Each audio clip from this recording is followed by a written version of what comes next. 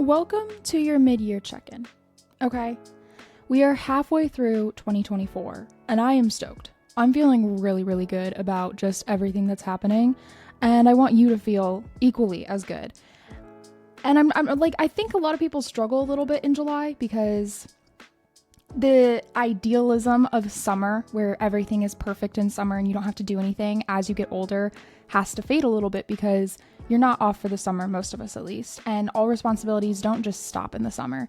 In fact, for a lot of us, it's more. There's a lot happening in the summer that we need to get taken care of. And so summer can be a little bit of a disappointment for some people, or maybe you're sitting there going, I'm just not as far as I thought I would be.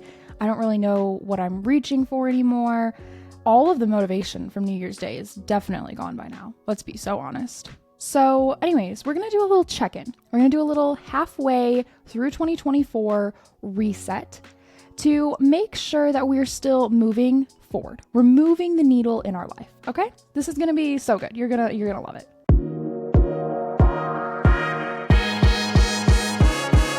So I made my decaf latte this morning and I was really excited about it. It was looking absolutely stunning.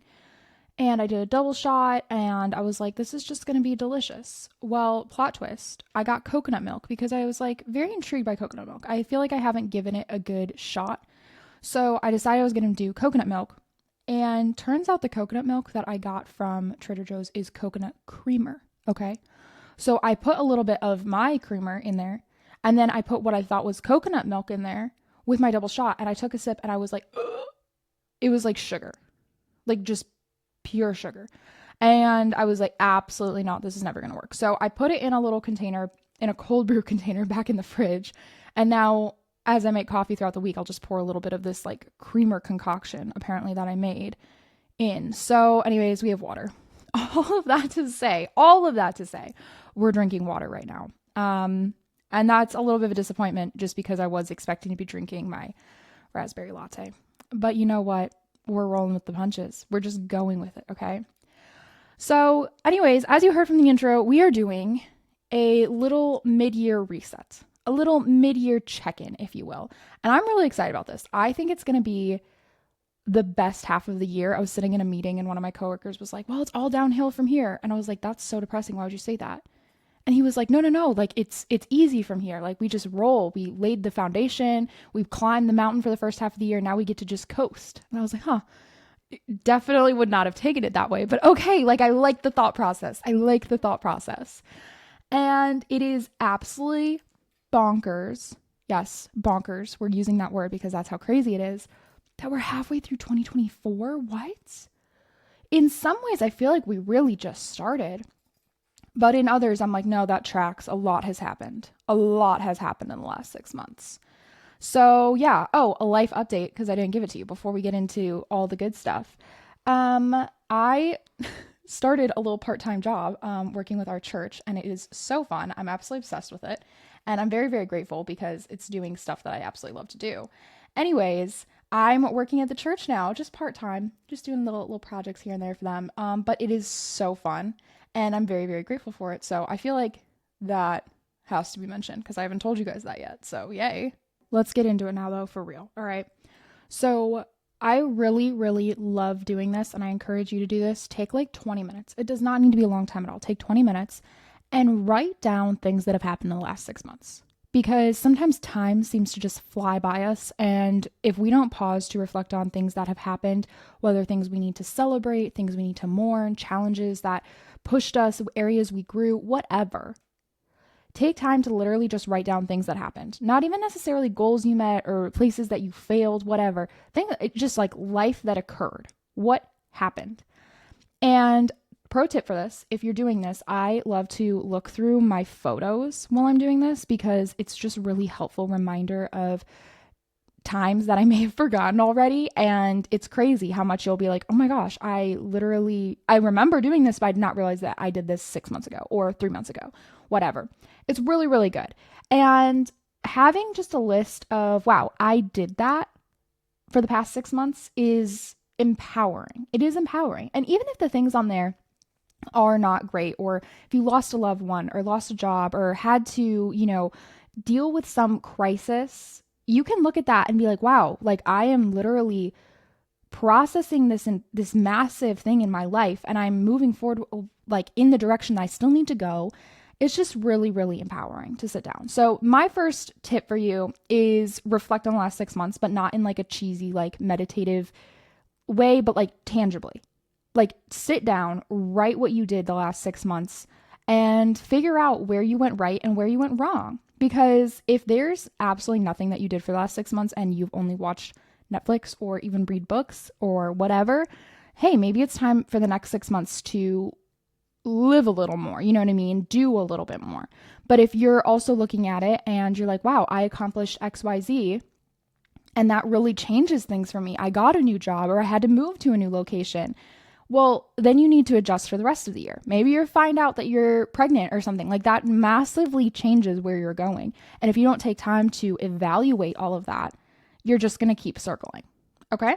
So that is point number 1 for our little mid-year reset. Point number 2, now that you have this listed, you know where you're going right, you know where you're going wrong, you really can reassess the goals that you set for yourself or just set new ones. I really am a fan of the shorter term goals and setting new ones for yourself. So I love like the big lofty goals for sure.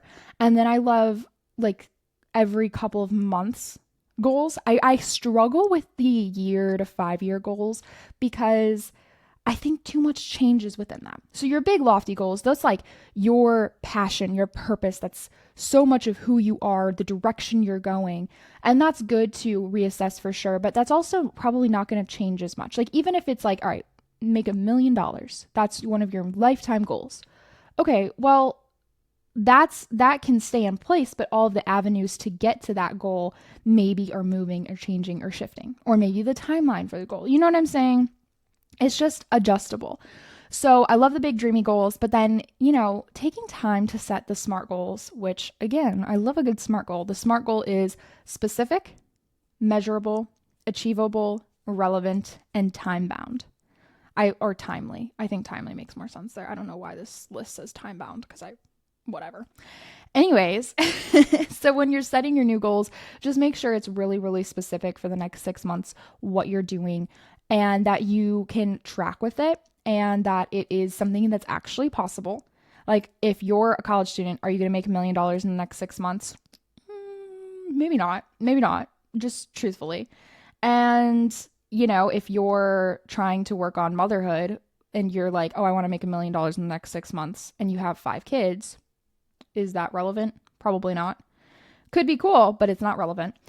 And it's also not timely. So all of those things are really important, but you can even take maybe some of the bigger goals that you haven't reached yet for 2024 that are still something that you're seeking and break them down into smaller, more actionable, attainable goals. Okay. So again, like if there's a book coming out, there is for me, that's coming out in the fall. Well, I have a lot of things that I still need to accomplish and finish before the book is finalized and like in your hands.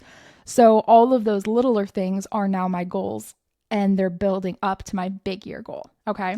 So that's kind of my action plan, and that's my strategy. And I have little milestones ready to go. My milestones or mini goals, whatever you want to call them, but they're there and they're ready and they're keeping me on track. So July is a great time to reevaluate all of that. Not just where you're going, but how you're going that way, the time you're going that way. Is everything still relevant to you? Just all of that. It's super, super good. And it's also a good time to do a little health check-in with yourself, okay? So I usually go to the doctor and get as many doctor's appointments as I can done in December because I like the feeling of knowing where I'm at health-wise and just kind of doing a nice reset. It's just kind of always worked out for me to go to the doctor in December. And that's what I've done for the last several years. Well, I have added in appointments in July now. So I am going, what is that, in like 3 days? Yeah, I'm going in like 3 days to go get another blood panel done, and I'm very excited. So they're going to draw my blood, do a ton of tests on them. You can ask your doctor for this. Some doctors push back and be like, oh, you don't need this. You don't need this. There's so much that your blood can tell you about the health of your body. I love it. I go to a holistic doctor too, so she loves to do the blood panels and do all of the tests to make sure my thyroid's healthy, my diet is actually supporting my body, just everything. So in January, it was a rougher appointment. It was one of my first blood panels that I had gotten in a year. And she sat me down. She's like, okay, here's where we're at. I was also getting off of all the medication I've been on since I was like 13 years old. So I'm off of all the medication, and now we're in this where we were trying to fix everything through diet, exercise, and sleep. And I'm really excited because this is going to be the blood panel that tells us if things are going in the right direction or not. I think my biggest issue that I've faced is my acne has flared up so much since just getting off of all of the medications and just that whole experience. But everything else, I have way more energy. I feel better. All of that's happening, and I'm just so excited about it. So it's going really well, but I still want to do that mid-year reset to make sure it's on track and I'm not doing things that in a year I'm going to all of a sudden be like, shoot, that was not good for me. So a little health reset. Are you enjoying your workouts? Maybe you don't want to go to the doctor and do a blood panel. Are you enjoying your workouts? Are you working out? Are you moving your body? What does that look like? And is it time to adjust? When I started the year out, I was doing a ton of Muay Thai and it was so fun. I would still go back if I could. But the problem is it's just a little bit of an expense. It's actually extremely expensive. And it was a lot of money to be going to the gym and doing that with the trainers. And so financially, we're like, you know what, we're going to take a pause from this. So I pivoted and I am on week 17 of Pilates. Okay. I kid you not. I've been at 4 months now, over 4 months of consistent Pilates, absolutely no less than 4 times a week working out. Okay. That's literally what I'm at right now. And it is been the best. I'm loving it. I'm still loving it. I'm going to continue down this path, but I'm also trying to figure out ways that maybe I can make it better. How can I challenge myself more? Do I need to get more weights involved? Should I change out some of the days for strength training? And should I be adding more cardio in? I'm just trying to adjust and constantly refine that. So where are you at with your health in that term, the sense of like moving or doctor's appointments? What about food? Where are you at with food? Have you tried any different types of eating, whether it's the 80-20 method, 80% healthy, 20% unhealthy, or, what does that look like for you? Are you pre-making meals? Are you following a certain diet that helps with maybe some food intolerances like dairy or gluten? Have you tried any of those? If your stomach's really bothering you, have you tried cutting out gluten or dairy or something along those lines? And is it working? Is it working? Do you find yourself enjoying food? Are you learning to cook? All of those things. Where are you at with food? Because that's a huge part of our life, right? And then similarly, sleep. I have decided I want an Oura ring. I don't have one. And I think I want to get one. And I'm probably going to get it for like Christmas. So I've got some time. But it like helps you with your sleep and also with just like hormone tracking and all of that. And I'm very intrigued by this. And it looks cute. I could never have like a smartwatch. I had a smartwatch when I was probably like 17, and it would go off all day with all these notifications, and there were perks to it. Don't get me wrong, like being able to track your steps or whatever, so fun. But also the amount of just disruption it caused in my day of not being able to be in the moment, not being able to focus. Matt like loves his Apple Watch, and there are so many times where we're having a conversation and he'll just start looking at his watch because it's going off. And I'm like, bro, this is crazy. So I am not an Apple Watch person. I just don't think they look that good either, truthfully. And so the Fitbit is maybe a smidge better because you're not dealing with like the notifications popping up on your wrist, which is crazy to me. But at the same time, I don't know. I don't know. It's just not for me. So I would way rather have like the Oura ring where you can't even really tell it's anything, just sits on your finger, and then you're getting all the benefits of the health tracking without the disruption throughout the day. So anyways, that's something that I think I'm going to consider to track my sleep better. That was a little bit of a tangent. I apologize. Anyways, moving forward. I also think July, this is just a really good time to declutter. I'm a big believer in a good declutter. I went through our bathroom cabinets, got rid of all the expired makeup or all of the really old products or anything that like Matt had that was like leaking out of the bottle. I was like, no, we're not doing this. And I gutted the bathroom cabinets and took out all of those products. And it was just really nice. I also made a pile of all of my unused products that I've never opened and have just been like gifted as PR, and set those aside so it's not mixed in with my everyday usage stuff. And so that was really nice too, because when you'd open my like cabinet drawer in the bathroom or whatever, it was insane because you would just like see so many products in there, and most of which I haven't even opened yet. It was just sent to me by a company as either a thank you or a, hey, you should try this or whatever. So anyways, that felt really good. I love a good closet switch. I'm not there yet. So in the spring and in the fall, I switch my wardrobe out. I pack away all of my fall clothes and winter clothes, usually in March, and then I pull out all my summer clothes, and then I switch that, hoping I can switch it back to like the sweaters and stuff in September. But let's be honest, it's going to be way later than that because it's just so hot in Texas.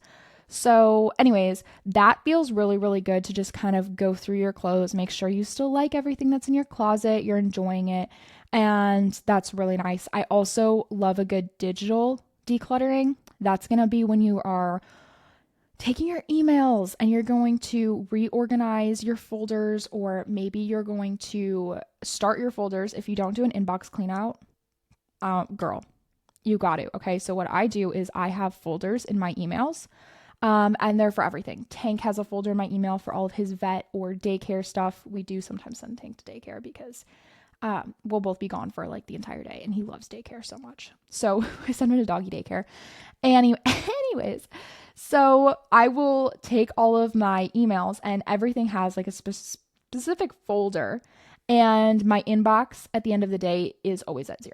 I will snooze emails that need to be handled at a later date or time. I will move emails to the folders that they need to be handled in. And that's what I do. And it's fantastic. I always have a 0 inbox at the end of every single day, and it is refreshing. I'm also the biggest unsubscriber you'll ever meet. I subscribe to things all the time to get coupons or like 15% off or 10% off, whatever. And then I will literally go unsubscribe right away. And I also, if I feel like I've unsubscribed to one a lot, I will literally block them. So I'll go through my emails and block people who have been emailing me way too much because I don't have time to like sift through all that. Also, we'll do this with my following like people on social media once in July as well. So I already did this one. It felt really good. I will go through everyone that I'm following, and I follow about 1,000 people on Instagram and like 90 people on TikTok. I don't really follow a lot of people on TikTok at all. And so anyways, I'll go through and I will reassess, like, why am I following this person? Does it still serve me? And then if it is someone that maybe I knew growing up, or maybe I knew for a while, and it doesn't bring me joy, it doesn't serve me to see their posts, or maybe I'm friends with them, but I just genuinely don't like what they post, I mute them. I mute so many people on social media. And it's super easy to do. You just turn off, like, you won't see any of their posts in your feed, and you also won't see their stories. And it is so refreshing because I don't have to feel guilty then about maybe unfollowing people who I've known for a while or, should be following. And I also don't have to be bombarded with seeing posts that I don't want to see or don't build me up or anything like that. It's the perfect scenario for me. So I'll unfollow brands or companies that maybe I don't work with anymore, and they're just not doing much for me anymore on social media. Like, I just don't like seeing their stuff. It's really refreshing. Same with celebrities. Sometimes I'll like get on a kick about like watching a show. Like, I'm obsessed with The Bear right now. Obsessed with it. And I'll like go follow all the actors. Well, 6 months later, I'm like, why am I following this person? So I'll go unfollow all of them. It's great. It's great. So declutter your digital space, and that's really healthy and helpful. Next, I love a good just assessment of what time you're waking up. What are you putting in your body first thing in the morning? What are you doing with your body first thing in the morning? What are you doing with your mind? All of that. Just adjusting the routine, because as you go throughout each month, it can kind of shift and adjust. And again, different things have happened. Different things have come up. Your life is constantly flowing. So you need to adjust your routines to reflect that, because the routines are platforms that build you up and support your life. They're not cages that are supposed to hold you back or prevent you from living the life that you want to, right? So assess your routines. It's summer right now, so that means that it is literally bright out until like 9:30 at night right now, which is insane. And so that means for me, I don't necessarily want to be completely wind down and like in bed at 9:30 like I am in the winter, because it's still bright out. It's literally still bright out. So that means I can adjust a little bit more and maybe make my nighttime routine a little bit more lengthy, or add something in that I usually don't in the winter. It's just a good time to adjust on all of that. And I gotta get back to my list. Sorry, I started going off on tangents. So anyways, and then what are you learning? What's your goal to continue to invest in your personal growth for the next, 6 months? Okay. So in 2025, when you start it, what's going to be a skill that you're really grateful you learned and you leaned into? And I'm really excited about this. I love this so much. I've had a couple for the first 6 months, one being German. And I feel really, really good about my German. I'm not going to lie to you. I think it's very funny when people always say, oh, say something in German. It's, I don't know, kind of hard to just like randomly say anything, but I feel like conversationally, I'm really getting there. I'm definitely better at listening to German and understanding it or writing German than I am than speaking it. But anyways, very excited about that. I don't know. It was just something that I really wanted to lean into. I really wanted to learn more about like the SEO world, which is the search engine optimization on like websites and online. I do a lot in the marketing world, so I just felt like it would be a good thing to learn. So I've just been like really leaning into like, what are some skills that maybe I could hone and be better at? And one of my professional mentors, so someone who is helping me be better at my jobs, said, about like, I think the greatest area of your growth is you're good at what you do, but it's time to become great at what you do. It's time to become an expert. And I really took that to heart. I was like, you know what? I really want to be an expert at this. So I've really, really tried to lean into just all of the varying fields of marketing and what that looks like, marketing and communications, both, because I do both. And it's been fun. It's been really fun to learn. So the next 6 months, I'm hesitant to make this commitment because I haven't decided if I genuinely want this or not, but I'm leaning towards cooking. I feel like I need to be good at cooking again, probably because I'm so obsessed with the bear right now. It's just like really doing, like I just, show is so good. And I don't know, maybe that's where this like desire to be good at cooking is coming in. It probably is. We've uncovered it, but I do think that it would be fun to get better at cooking. It's a little bit more time consuming, and that's probably the one thing I don't have a lot of right now is time, but it could be fun. It could be fun. So anyways, where are you learning, developing, and just growing for the next 6 months? What are some skills that you want to have? So those are my tips. I think that was 8 tips, maybe, give or take. I kind of hopped around my list a little bit, but whatever, it's fine. And this is just a really good point to do this like mid-year check-in, maybe do some summer cleaning, go wash your baseboards or clean your windows or something. I don't know. It's just going to feel good. I promise, to just reset and go into the next 6 months with a plan, with a solid idea of where you want to be, where you want to see yourself, and not just kind of circling around waiting for something to happen to you. Go chase all of your dreams. Yay. That was so cheesy, but I really do mean it. And I'm so excited to just see all of the amazing growth and all the amazing things you're going to do. And we will reconvene about this whole situation in December when we start doing all of the, I love doing the December episodes because they're my favorite, because it's prepping for the new year, and that's just the best. So we're going to go talk about this again in December, and I'm very excited. But for now, see you next week.